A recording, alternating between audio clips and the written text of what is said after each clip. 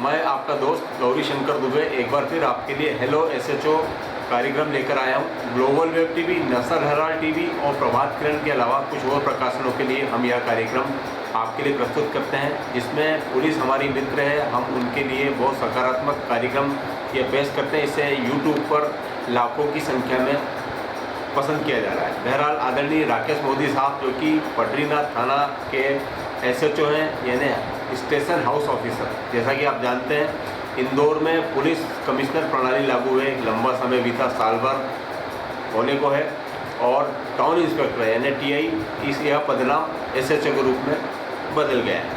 मैं आदरणीय राकेश मोदी साहब के क्रिकेट प्रेम को सलाम करता हूं, क्योंकि प्रायः यह मुझे इंदौर के प्राचीन जिमखाना मैदान पर मिल जाते हैं। वहाँ क्रिकेट की बातें होती हैं, टहलना होता है, चाय पान होता है। और जिमखाना मैदान की शान में एक और बात कहना चाहूँगा, जब इंदौर में पहली बार पाकिस्तान की टीम आई तो उस मैदान पर उसने मैच खेला। आदरणीय ये बताएं कि आप क्रिकेट प्रेमी तो हैं जी हाँ। आप क्रिकेट किस स्तर पर खेले? मैं अपने कॉलेज स्तर पर क्रिकेट खेला हूँ जी। और यूनिवर्सिटी ग्राउंड से जुड़ा रहा हूँ जी। आदरणीय राकेश मोदी साहब क्या क्रिकेटर बनना चाहते थे? नहीं, मैं कोई क्रिकेटर नहीं बनना चाहता था। मैं एक एज ए हॉबी खेलता था। जी। आदरणीय स्कूल कॉलेज में आपका पसंदीदा खेल क्या था जिसे आप खेलते? मेरा फुटबॉल पसंदीदा खेल था। मैं फुटबॉल खेलता था और उसके साथ साथ मैं क्रिकेट भी खेलता था। ये वर्दी आदरणीय आपको बहुत 24 घंटे में बहुत सारे मनोरंजन की मोहलत नहीं देती। अधिकतम आप खाना खाते वक्त टीवी चैनल देख लेते होंगे, जिसमें न्यूज़ आप उलट पुलट कर लेते होंगे, क्रिकेट की थोड़ी हाईलाइट देख लेते होंगे। बहरहाल आपको English Premier League, Spanish league या कोई अन्य फुटबॉल की गतिविधि अंतर्राष्ट्रीय स्तर की देखने को फुर्सत मिल जाती है? नहीं, ऐसे तो फुर्सत तो नहीं मिल पाती, लेकिन कभी कभी जब बैठते हैं फ्री होके तो देख लेते हैं। आदरणीय, यदि मैं गलत नहीं तो आप धार के रहने वाले हैं। धार जो है बैडमिंटन के लिए खूब जाना जाता है। मध्य प्रदेश में सबसे बड़े खिलाड़ी वहीं से निकले, पैदा हुए हैं। तो आदरणीय, मुझे ये बताएं कि यदि आप पुलिस में ना होते तो किस क्षेत्र में होते? तो मेरी जो प्राथमिकता स्टार्टिंग में थी वो मिलिट्री में जाने की थी जी। और मैं तैयारी भी कर रहा था, लेकिन उस टाइम में जो वैकेंसी वगैरह निकली तो उसमें पोजीशन में सिलेक्शन। जी। और मैं हॉबी के तौर पे मैं बैडमिंटन खेलता हूँ। जी। अपना क्षेत्र में जो DRP लाइन है वहाँ सुबह जब भी टाइम मिलता है तो मैं बैडमिंटन खेलता हूँ। आदरणीय, जैसा कि हमारे पुलिस आयुक्त साहब हरिनारायण चारी मिस्त्री जी ने एक फरमान जारी किया, जिसका अच्छे से पालन किया जा रहा है कि कोई भी फरियादी आता है सबसे पहले उससे बैठाया जाए, बैठने के लिए कुर्सी दी जाए, उसके लिए जलपान की व्यवस्था की जाए। और तो और यदि वो फरियादी के रूप में नहीं आया, उसे किसी निकट के अस्पताल में कोई सुविधा चाहिए या सहयोग चाहिए तो पुलिस उसकी उस तरह की सुविधा सहयोग भी करती है। लेकिन तस्वीर का दूसरा पहलू ये कि समाज में एक इस तरह की मानसिकता के लोग रहते हैं जो साधन सुविधाओं का सहयोग का दुरुपयोग करते हैं। तो आपके थाना क्षेत्र में कभी इस तरह की कोई अपनी बात तो नहीं आई? नहीं, ऐसा नहीं है। हम ड्यूटी के दौरान लोगों की मदद भी करते हैं। अभी कोरोना काल में भी हम लोगों ने काफ़ी, किसी को दवाइयों की ज़रूरत पड़ती थी हमारे क्षेत्र में तो हम लोग उनको दवाई भी देते थे। कि राशन पानी की ज़रूरत पड़ती थी, राशन पानी की व्यवस्था करते थे। और ड्यूटी के दौरान कोई इस प्रकार का आदमी हमको मिल जाता था, पता पूछता था, या पैसे की कमी रहती थी कि हमको वहाँ जाना है, हम लोग गरीब हैं और नहीं जा पा रहे हैं, तो उनकी हम मदद करके उनको गद्दा से खुलाते। जी। आपकी वर्दी वही है, आपके सितारे वही हैं, लेकिन टीआई और एसएचओ के काम में यदि कुछ चुनौती या बदलाव आए हैं तो उसको डिस्क्राइब करें। दिन प्रतिदिन जनसंख्या बढ़ती जा रही है जी। तो उससे अपराध ज़्यादा बढ़ते जा रहे हैं। तो पुलिस फोर्स वहीं का वहीं पर है, तो बल की वृद्धि होना अत्यंत आवश्यक है इसमें। मेरा मूल सवाल आदरणीय ये है कि एसएचओ साहब की चुनौतियाँ, जिम्मेदारियाँ बढ़ी? हाँ जरूर, ये कमिश्नरेट लगी उसके बाद से हमारी जिम्मेदारी काफ़ी बढ़ गई है जी और लोगों पे उस पर खरा उतरने की हम प्रयास कर ही रहे हैं। जी। पुलिस महानिरीक्षक प्रणाली और पुलिस आयुक्त प्रणाली की चुनौतियाँ और खूबसूरती को कैसे बयां करेंगे आप? इसमें हमको जो पुलिस आयुक्त प्रणाली है इसमें पुलिस को प्रतिबंधात्मक कार्रवाई करने का पावर मिला है, जिससे जो क्रिमिनल लोग हैं उसको हम लोग बाउंड ओवर करते हैं और उसके बावजूद भी वो अपराध करते हैं तो उनको जेल भेजने की कार्रवाई करते हैं। जी आदरणीय, मैंने आपको जिमखाना मैदान पर सुबह टहलते हुए पाया, इसके बाद भी यदि आप फिटनेस के लिए कुछ खास करते हैं तो उससे बताएं। उस टाइम मैं ग्राउंड में भी जाता था सुबह सुबह जी। और वर्तमान में अभी मैं DRP लाइन में जाता हूँ बैडमिंटन खेलने के लिए। जी आदरणीय, परिवार की फिटनेस के लिए क्या मंत्र है आपका? टाइम पे खाना खाना जी और लिमिटेड खाना खाना ही मेन वो है। जी। अभी हरिनारायण चारी साहब ने एक नियम लेकर आए हैं, वो कि शाम को जब गणना होती है तो आप अपनी टीम के साथ थाना क्षेत्र के खासकर संवेदनशील क्षेत्रों में परेड करें, तो आपका 40 से 50 मिनट चलना हो जाता है। इसके अलावा उनकी फिटनेस के लिए और क्या मंत्र रहता है आपके माध्यम पर? वो उनको लेकर हम लोग रात्रि शाम के टाइम रोल कॉल के बाद हम सभी जो जितना भी बल थाने में उपलब्ध रहता है क्षेत्र में जो संदिग्ध स्थान है जहाँ पर भी पेट्रोलिंग करते हैं, उससे दो काम होते हैं। एक तो जो संदिग्ध रहता है उसकी चेकिंग भी प्रॉपरली हो जाती है और दूसरा जो कांस्टेबल है पैदल चलने में उनकी फिटनेस भी रहती है। जी, आपने भी वो 70-80 का दशक देखा होगा जब TI जो है उनकी कल्पना एक बहुत मोटे ऑफिसर के रूप में की जाती थी, लेकिन अब इंदौर में ये अपवाद हो गया है। सारे TI लगभग फिट हैं, किसी 2-4 का बेली पोर्सन हल्का सा निकला हुआ है। तो आप ऐसा मानते हैं कि पुलिस ऑफिसर में जागरूकता आई है फिटनेस को लेकर? हाँ बिल्कुल, पुलिस ऑफिसर में जागरूकता आई है फिटनेस को लेकर और आनी भी चाहिए। आदमी फिट रहेगा तो काम अच्छे से करेगा। जी आदरणीय, मैं इस कार्यक्रम के दौरान कई थानों में देख रहा हूँ कि जैसे आपके स्तर के अधिकारी अपने मातहतों के बर्थडे या उनके परिवार का कोई दूसरा शुभ विवाह समारोह या उनका कोई संकट की घड़ी उसमें काम आते हैं। खासकर थानों में मैं देख रहा हूँ सेव परमल की पार्टी मनाई जाती है, केक काटा जाता है। तो आदरणीय राकेश मोदी जी के पटरीनाथ थाना में भी इस तरह की रीति नीति अपने? बिल्कुल, हमारे जो DCP सर हैं जी, उन लोगों ने पूरे जितने भी हमारे जितने भी अधिकारी और कर्मचारी हैं पूरे का एक डाटा ले रखा है। जब उनका बर्थडे होता है तो उस बर्थडे पे सर विश करते हैं, अपने जो भी उनका एक WhatsApp ग्रुप बना हुआ है जी, उस पर वो मैसेज डालते हैं और उसके बाद वे संबंधित थाना प्रभारी उनका बर्थडे मनाता है। एक बहुत लंबी अवधि बीती, कमलेश शर्मा जी जबकि तुर्कोगंज थाना में गए, आप उनकी जगह है। बद्रीनाथ थाना क्षेत्र के बारे में बहुत अप्रिय खबरें पढ़ने को नहीं मिलती अखबार में, तो आपने स्थिति पर नियंत्रण कैसे कर रखा, किस मेथड से आपका?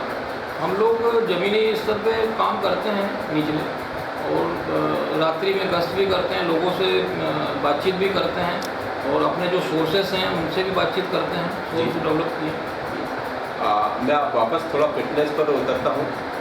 योग और ध्यान, इसका आपके जीवन में क्या महत्व है और क्या आप इससे जुड़े हैं? मैं तो स्पेशली खेलने से जुड़ा हुआ हूँ, बैडमिंटन खेलता हूँ जी, और योग भी एक अच्छी एक्सरसाइज की प्रक्रिया है। कभी मेडिटेशन किया? मेडिटेशन नहीं किया तो मैं यहाँ पर देख रहा हूँ हनुमान जी की तस्वीर आपकी टेबल के कांच के नीचे लगी हुई है, मांगल राजा का दरबार सजा हुआ है, तो दोनों आपके इष्ट हैं? हाँ, मैं दोनों को मेरे भगवान हैं। जी आदरणीय, गीता जी जो है उसको भगवान श्री कृष्ण प्रबंधन सिखाते हैं, तो आदरणीय राकेश मोदी जी ने यदि गीता जी का पाठ किया हो तो आपने व्यक्तिगत रूप से कौन सा अध्याय पसंद किया और आपको क्या सीखना?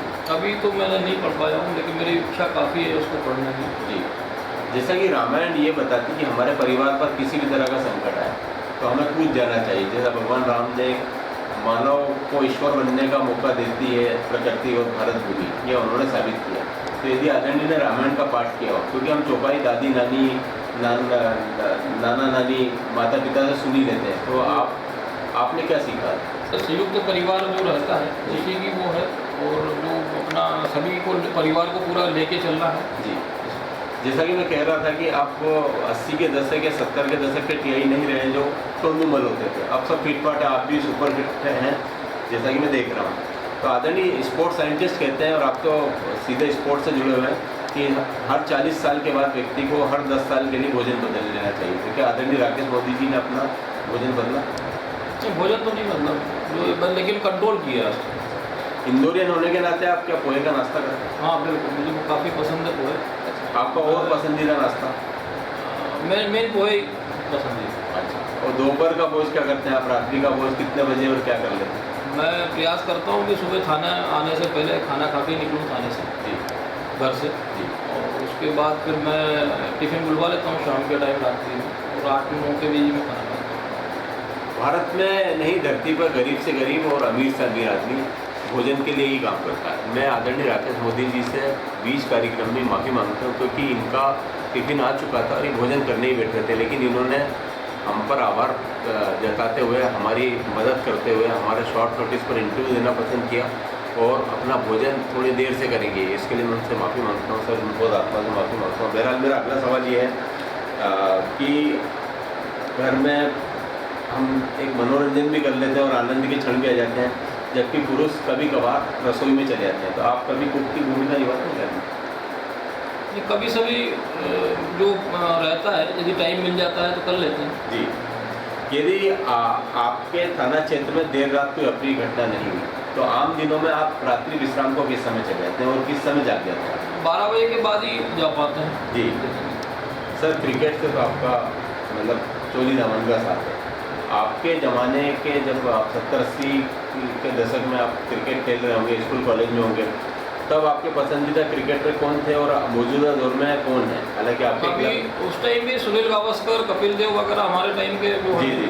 वो थे, और अभी आपके देख लें वो भी हैं, जी, विराट कोहली वगैरह हैं, सभी लोग काफ़ी अच्छे खेलते हैं। आपकी ऑल टाइम फेवरेट मूवी क्या है? आखिरी फिल्म जो आपने देख पाया हो सर?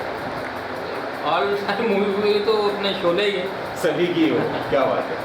और आखिरी फिल्म यदि आप देख पाए हो तो ये वर्दी अभी मैंने कल ही एक अगस्त में देखी थी पिक्चर, जी जो अपने आर माधवन की है, रॉकेट करके पिक्चर थी, जो रॉकेट साइंस पे बनी हुई थी। जी। आपके सामने एक टेलीविज़न चैनल है जिस पर दुनिया के समाचार आ रहे हैं। यदि आप घर पर जाते हैं सोने के लिए या जागते हैं आप, तो समाचार देखना पसंद करते हैं, क्रिकेट का हाईलाइट देखना पसंद करते हैं, या किसी फिल्म का फुटेज देखना? नहीं, क्या आप किसको तरजीह दें? सोते टाइम मैं नहीं देखता, जी, बस व्हाट्सअप लास्ट में देख के फिर सो जाता हूँ। आदरणीय आपके पसंदीदा अभिनेता और अभिनेत्री? अमिताभ बच्चन है। जी। अभिनेत्री? अभिनेत्री में रेखा वगैरह। जाहिर तौर पे आपको संगीत से प्रेम होगा, सभी को रहता है, तो आपका पसंदीदा गायिका और आपका एक किशोर ऐसा गीत? कुमार। किशोर कुमार। गायिका? गायिका में लता मंगेशकर जी। आप ऐसा कोई गीत जैसे तहजीब काजी साहब कारवां गुजर गया, गुबार देखते रहे, और इंद्र त्रिपाठी साहब ने फिक्र को दूर में उड़ाता चला गया, और आपके बहुत सारे साथी आपके स्तर के अधिकारी, तो का अपना कोई एक पसंदीदा गाना, तो आदरणीय राकेश मोदी साहब का भी कोई? नहीं, मुझे शौक नहीं है गाने का। असली सुनने का? सुनने का तो है। कौन सा गाना आपका सबसे नहीं, ज़्यादा? जो भी गाने आते हैं किशोर कुमार वगैरह का, लता मंगेशकर के हैं जी। तो अब मैं सुनता हूँ। आदरणीय राकेश मोदी साहब, यदि आपने परिवार के साथ आखिरी बार कहीं पर्यटन किया हो, तो वो स्थान कौन सा था, और भविष्य में आप कहाँ पर परिवार के साथ जाना चाहेंगे? मुझे साउथ में जाने की इच्छा है। जी। और आप आखिरी बार कहाँ पर गए? 2 साल पहले मैं अपने लद्दाख तरफ गए थे हम लोग परिवार से। जी जी जी। आदरणीय, आपने हजारों लाखों प्रकरणों का निपटान किया होगा, लेकिन एक प्रकरण जो आपको बहुत आत्मसुख देता है, आपको लगता है आपने एक बहुत मजलूम आदमी को इंसाफ दिला दिया, वो आपको? ऐसे बहुत सारे केसेस हैं, लेकिन एक कोई डिस्क्राइब करना चाहें, आपको याद हो? अभी तो ध्यान नहीं आ रहा, लेकिन बहुत सारे ऐसे केसेस हैं जिसमें काफ़ी लोगों को सजा हुई मतलब। जी सर, आपने कई पदक जीते होंगे, लेकिन एक ऐसा पदक जो आपको बहुत संतुष्टि देता है, आपका सीना अतिरिक्त चौड़ा कर देता है? उसमें मैं जो नक्सलाइट क्षेत्र में हम लोग काम करते थे, जी। वहाँ पर हमको बेस्ट कार्यकार अवार्ड मिला था, वो मेरे लिए काफ़ी अहम था। इंदौर कई मामलों में आगे, साफ स्वच्छता में तो उसका अभी कोई सानी नहीं है, सहयोग में भी इंदौर का कोई मुकाबला नहीं है, खाऊ खान पान के ठियोग की संख्या में भी इंदौर का कोई मुकाबला नहीं है। भारत के विभिन्न राज्यों के 1-1 हज़ार लोगों को रोज़ खींच रहा है, हमारी आबादी 50 लाख का भी, और बहुत सारी खूबसूरतियाँ हैं मानवीयता के लिए खास। तो आदरणीय राकेश मोदी जी की नज़रों में इंदौर क्या है, उसकी व्याख्या कैसे करें? इंदौर क्या है कि मालवा का एक बहुत बड़ा जगह है जी और यहाँ संपन्नता है, और यहाँ का एटमॉस्फेयर बहुत अच्छा है। यहाँ ना तो ज़्यादा गर्मी पड़ती है ना ज़्यादा ठंड पड़ती है, बहुत अच्छा इसमें एटमॉस्फेयर है। मैं बहुत लंबे समय से पा रहा हूँ कि आप अपने काम से काम रखते हैं, ज़्यादा कोई ना तो आप प्रचार की ओर दौड़ते हैं, न किसी पर कोई आतताईपूर्ण कार्रवाई करते हैं। इसके बाद भी एक सवाल ये उपजता है कि आदरणीय राकेश मोदी जी इस वर्दी में जरूर है लेकिन एक समाज सेवक भी है, तो लोग आपको किस रूप में जाने? एक पुलिस वाला और एक समाज सेवक, दोनों के रूप में जान सकते हैं। तो ये है आदरणीय राकेश मोदी साहब, SHO पटियाला थाना। मैं पुनः इनसे माफ़ी मांगता हूँ कि भोजन करने ही बैठ रहे थे और मैं आ गया। इन्होंने पहले मुझे सहयोग दिया, उसके लिए मैं इनके भीतर बैठे परमात्मा को प्रणाम करता हूँ। Global web TV, national Herald TV और प्रभात किरण से जुड़े रहें। हमारे इस कार्यक्रम को पसंद करें और आदरणीय राकेश मोदी जी के बारे में कमेंट करें, क्योंकि उनके जवाब बहुत आत्मीय थे, सहयोगात्मक थे। मैं गौरी शंकर दुबे हमारे कैमरा पर्सन अमित तिवारी जी के साथ विदा लेता हूँ। बहुत बहुत प्रणाम।